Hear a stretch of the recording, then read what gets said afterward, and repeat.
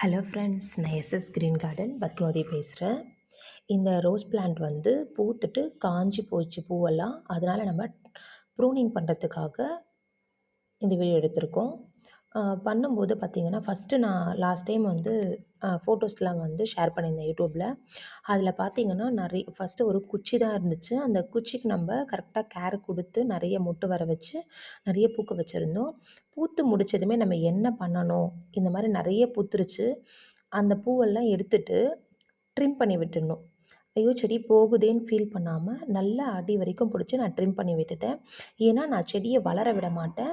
ரொம்ப ஷார்ட்டாக தான் வச்சுருப்பேன். அதுலேருந்து நிறைய மொட்டு வைக்கும். பாருங்கள், நான் எவ்வளோ தூரம் கட் பண்ணி விட்டுறேன்னு பாருங்கள். எல்லோரும் என்ன பண்ணுவீங்க, கிளையெல்லாம் ஐயோ செடி சின்னதாகிடும் அப்படின்னு சொல்லிட்டு கட் பண்ணாமல் விட்டுருவீங்க. ஆனால் நான் வந்து என்ன பண்ணியிருக்கேன் பாருங்கள், எல்லா கிளையும் எவ்வளோ தூரம் கட் பண்ணியிருக்கேன்னு பாருங்கள். இந்த மாதிரி நல்லா வந்து ப்ரூனிங் பண்ணி விட்ட பிறகு நான் இப்போ இந்த வீடியோவில் ஒன்றும் தரலை. ஆனால் தண்ணி மட்டும் கொடுக்கணும். தண்ணி கொடுத்துட்டு தண்ணி மட்டும் நான் தெளித்து விட்டுட்டேன். காஞ்சி இலையெல்லாம் பிச்சு போட்டுட்டேன், அவ்வளோதான். இப்போதைக்கு நான் இதை மட்டும்தான் அப்லோட் பண்ணியிருக்கேன். நெக்ஸ்ட் வீடியோஸில் நான் என்ன கேர் கொடுக்குறேன், எப்படி நிறைய பூக்க வைக்கிறேன்ற எல்லா விஷயத்தையும் உங்களுக்கு ஷேர் பண்ணுறேன். ஆனால் ப்ரூனிங் பண்ணுறது இப்படி தான் பண்ணணும். ரொம்ப ஷார்ட்டாக செடியை ஃபுல்லாக கட் பண்ணி விட்டுடணும். Thank you friends.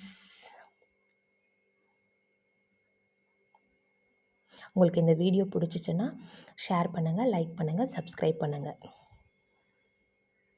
தேங்க்யூ.